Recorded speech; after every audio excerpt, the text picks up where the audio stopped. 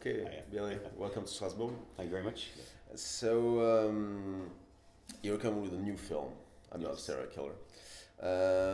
Isolation in 2005 had great success in France. Yes, yeah, no, it was brilliant back then, yeah. Really, and so it was set on an Irish farm, and you just told me yesterday you grew up on a farm. I did, so I can see a link. Yeah. I can see where it comes from.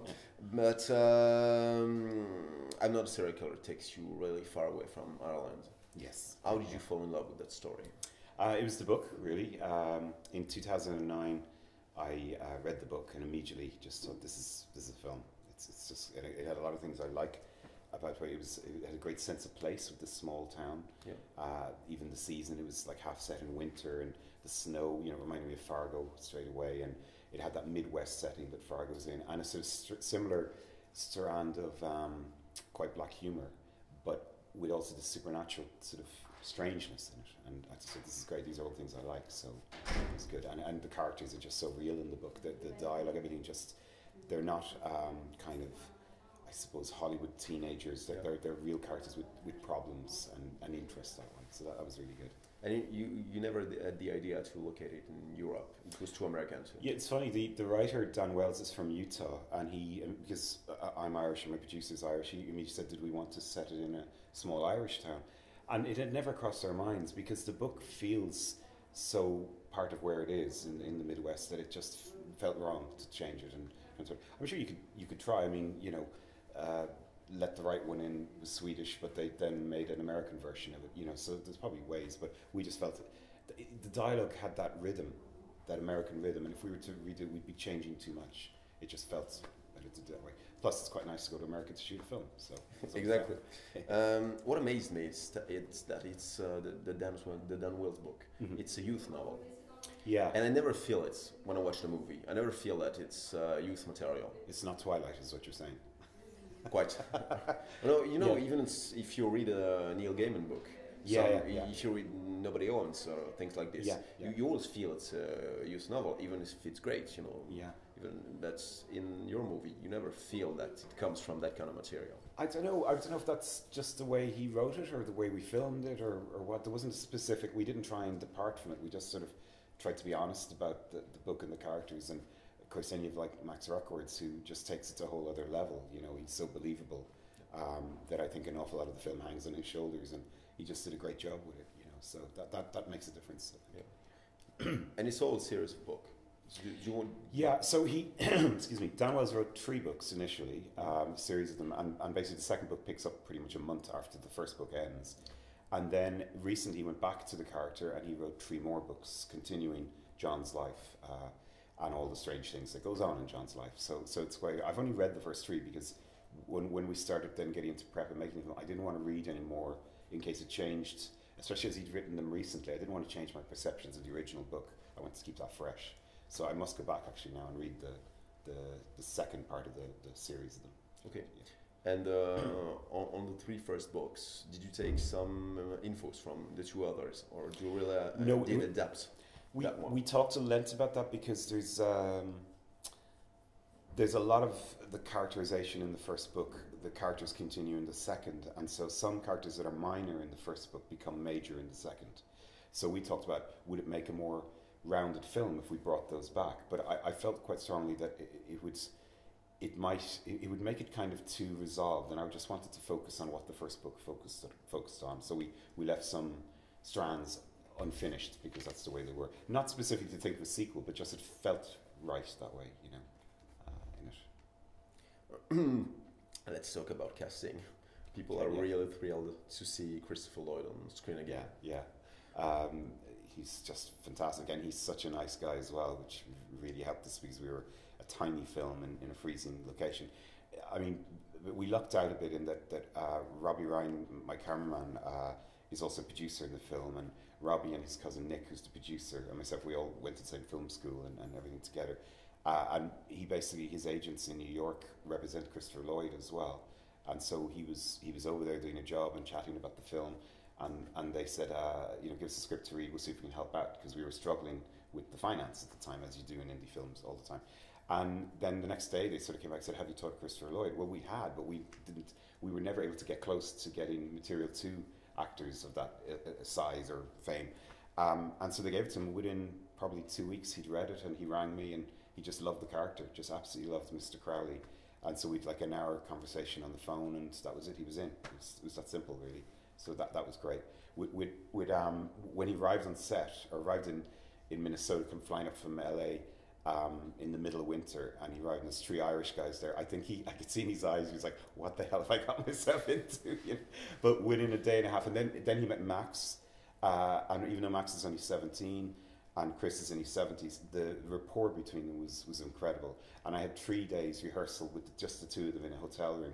And they were just, I just faded into the back and let the two of them talk about their characters. And it was wonderful seeing the young and the old like this, you know.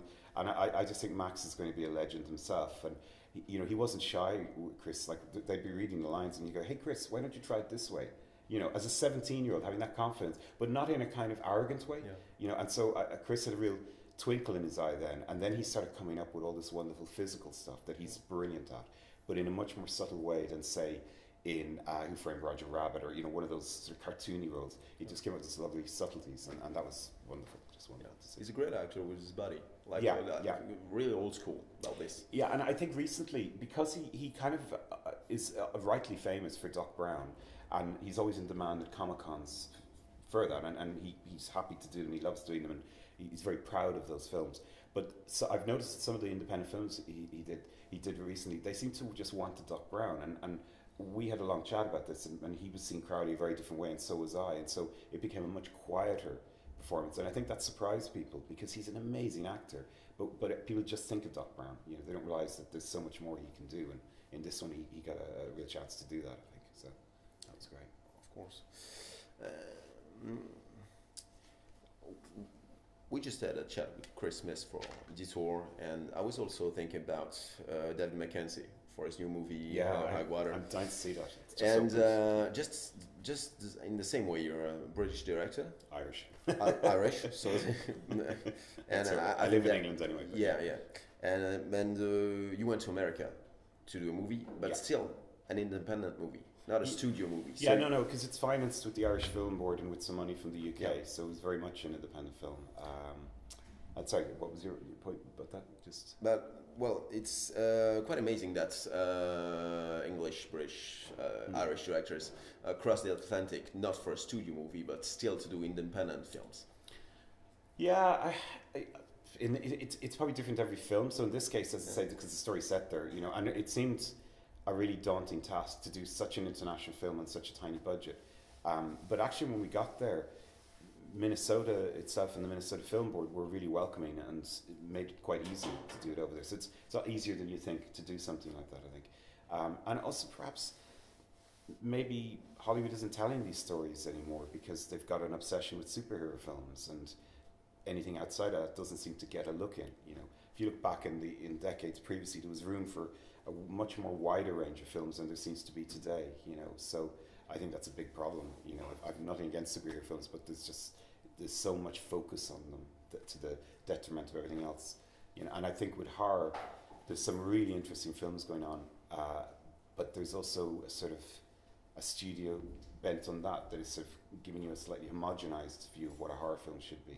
And I sort of like existing with stories that are odd and different and don't maybe fit into neat little boxes. So probably have to do independent films. You know, I'm just ruining myself out of a whole Hollywood career here. Now I'm saying that, but you know.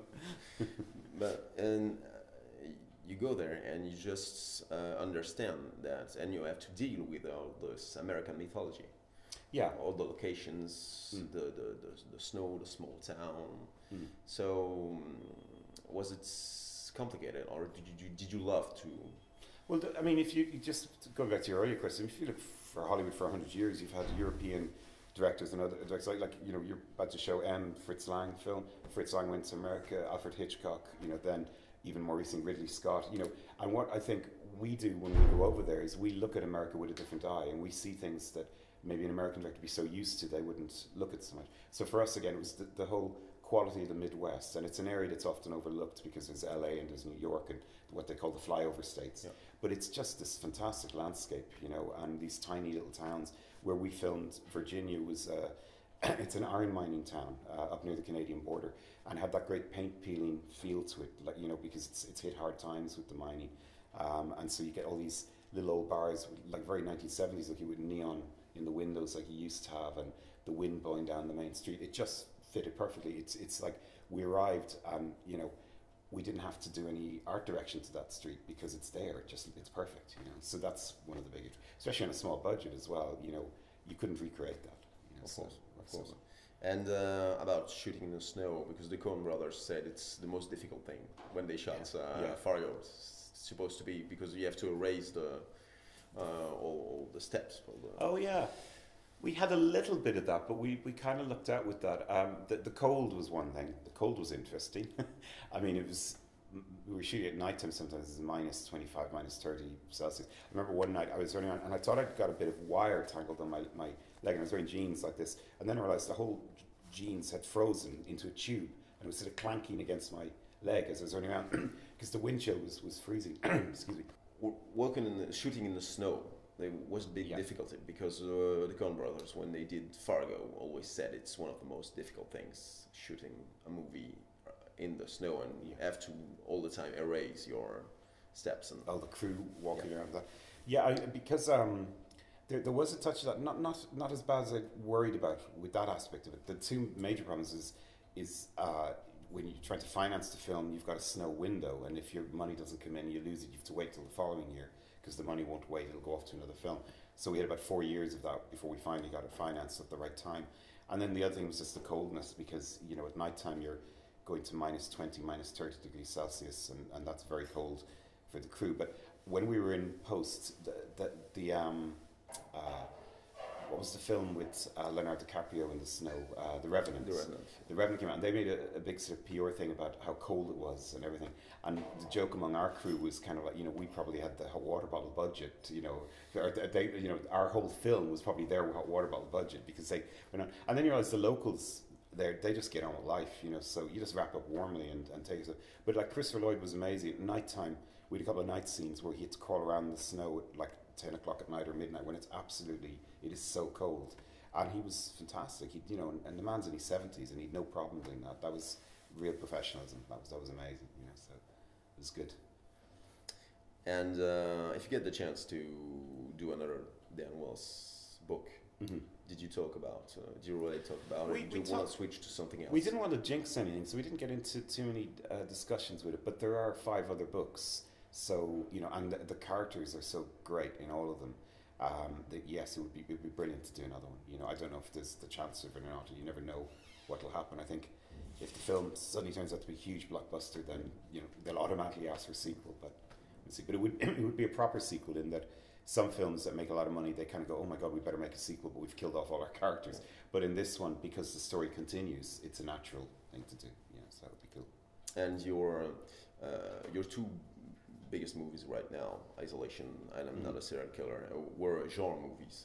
But I can feel as we talk that you're not so much attached to genre, and that you dig other kind of movies also. Yeah, I mean, the Coen brothers are a good example of that, how they managed to twist within genre and yet make their own stamp of it. And I think, I'm just drawn to many different things. After Isolation, you know, sort of in a normal Hollywood way, I got sent an awful lot of sort of straight horror films, and a lot of them were quite bland, you know, and I didn't want to go down that road. So it's whatever idea takes me. There's always some sort of genre slant to the ideas that come out, but it's just they might be a bit different or a bit odder, you know. So we'll see. It's very hard to talk in generality. It's like I never thought I'd embark on a musical, and yet the thing I'm writing right now is turned into this weird horror folk musical thing, so that's quite fun, you know, just seeing where it goes and letting the idea leave me, you know, and see what it ends up with. So that's good, of course. Yeah. And do you expect to do your next movie like next year, or? I hope to God, yeah. Let me touch wood there, because it took the last one 6.5 years. I can't afford.